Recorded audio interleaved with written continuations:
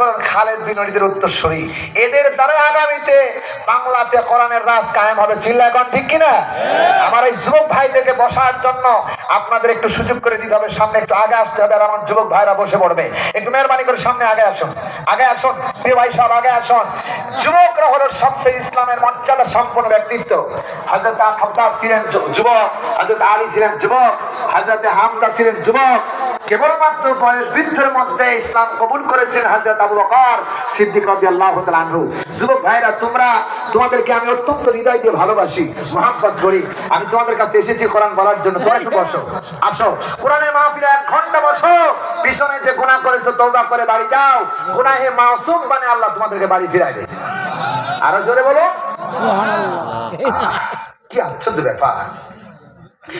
এদের আল্লাহ রাব্বুল আলামিন বলেন, সকল প্রশংসা কেবলমাত্র আল্লাহ রাব্বুল আলামিনের জন্য। কেন প্রশংসা করবেন না? আর একটা কথা বলি আমার বন্ধুগণ, আমাদের গায়ের চামড়া দেখবেন, পায়ের চামড়া প্রত্যেক বছর একবার করে পাল্টায় কিনা? হাতের চামড়া পাল্টায় যায়, পায়ের চামড়া গুলো পাল্টায় যায়, আর আমরা বলতে থাকি এগুলো নাকি একটা সোয়াইসি রোগ। আল্লাহর কসম, সোয়াইসি রোগ না। মানুষ যখন মোটর সাইকেল চালায়, মানুষ যখন কার চালায়, টায়ার চালায়, ট্রাক চালায়, এই সময় আমার বন্ধুগণ দেখবেন, আমার মুসলমানেরা, একটা বছর চলতে চলতে টায়ারের বিট গুলো সব শেষ হয়ে যায়। টায়ারের বিট গুলো যখন শেষ হয়ে যায়, যতই ড্রাইভার ব্রেক দেন, সম্পূর্ণ ব্রেক হয় না, শেষরায়া চলে যায়। এবার ড্রাইভার চিন্তা করে, মালিক এই টায়ার দিয়ে আর গাড়ি চালানো যাবে না, যে কোনো মুহূর্তে অ্যাক্সিডেন্ট হতে পারে। কারণ টায়ারের বিট কেটেছিলেন, টায়ারের বিট আর পাকার বিটের সাথে একজাস্ট যখন হয়ে যায়, ব্রেক দিলে সামনে গাড়ি দাঁড়ায়া যায়। যখন ব্রেক থাকে না, টায়ারের বিট থাকে না, তখন গাড়ি স্লিপ করে। এই জন্য আমরা স্লিপ করলে আমরা রাখতে পারি না, টায়ারটারে পাল্টায়া দাও। টায়ার তখন পাল্টায়া দেওয়া হলো। আমার ভাইয়েরা, আমার আল্লাহ জন্য বলতেছেন, আমার জমিনের কর্মকর্তারা, আমার জমিনের খলিফারা, শহরে আমি আল্লাহ রাব্বুল আলামিন চিন্তা করলাম, একটা বছর চলতে চলতে পায়ের বিট গুলো খয়া একবারে পিছলা হয়ে গেছে, আর সূর্যে পানি আসলে আর তোমার ব্রেক হয় না। আমি আল্লাহ রাব্বুল আলামিন পায়ের চামড়া গুলো পরিবর্তন করে নতুন ব্রেক বানানোর জন্য আবার নতুন চামড়া তুলে দেই। এই মহান স্রষ্টা আল্লাহ রাব্বুল আলামিন এত দয়া করেছেন, এত দয়া আকাশের নিচে আমার জানা মতে আর কেউ করেন নাই। এদের আল্লাহ রাব্বুল আলামিন আবার বললেন, আর রহমানির রহিম, আমি অত্যন্ত দয়াবান, অত্যন্ত মেহেরবান।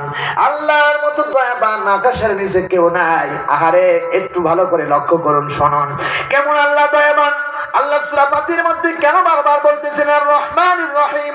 আল্লাহ কেন বলতেছেন, বান্দা মায়ের পেটের ভিতরে যখন সন্তান লালিত পালিত হয়ে গেল, মায়ের পেটের মধ্যে যখন সন্তান বড় হয়ে গেল, 10 মাস 10 দিন পূর্ণ হয়ে গেল, কম বেশি সন্তান ডেলিভারি হবে। সন্তান যেদিন ডেলিভারি হবে, প্রচন্ড বেদনার যন্ত্রণায় মা সইতে পারে না। মা কাতর হইয়া জমিনের মধ্যে ঠাস করে অজ্ঞান হয়ে পড়ে গেছে রে। মা চিৎকার দিয়ে সমাজের লোকেরা কি বলবে, সিসি করবেন, সমাজের লোকেরা কি বলবে। মা দুইটা দাঁতের 2টা মাড়ির ভিতরে জিহ্বাটারে ফেলাইয়া পাগলের মতো কামড়াইয়া মা প্রসব যন্ত্রণা সহ্য করেছেন, কাউরে চিৎকার দেয় নাই, শোনাই নাই, ঠিক না ব্যাঠি? মায়ের কলিজার ভিতরে দাও দাও করে প্রসব যন্ত্রণা উঠতেছে। মনে হচ্ছে এক একটা যন্ত্রণা এক একটা পাহাড়ের মতো, এক একটা যন্ত্রণা মনে বিশাল বিশাল বড় মৃত্যুর যন্ত্রণা আসতেছে। মা যখন চোখের পানি ফেলাইয়া দিয়া যখন সন্তান ডেলিভারি হয় না, মা বারবার ডাইনিকে ডেকে বলতেছে, ডাইনি মা আমার গলা টিপে মাইরে ফেলো, আমার গলা টিপে হত্যা করো, নইলে বিষ কিনে দাও, প্রসব যন্ত্রণা সহ্য করতে পারি না, নইলে দাও দাও রে আমার গলা কেটে হত্যা করো, আমি আর সইতে পারি না। মায়ের চিৎকার বারবার চিৎকার হয়। মা এত জোরে লোকটা আমার নাতি মেরেছিলাম, মা অজ্ঞান হয়ে যখন পড়ে গেছে, মা জ্ঞান ফিরে না। ডাইনি মাথায় পানি দিল, ডাইনি মাথায় পানি দেয়, তেল দেয়, মায়ের জ্ঞান ফিরে না, জ্ঞান ফিরে না। সবাই মিলে ডাক ডাকে আল্লাহ,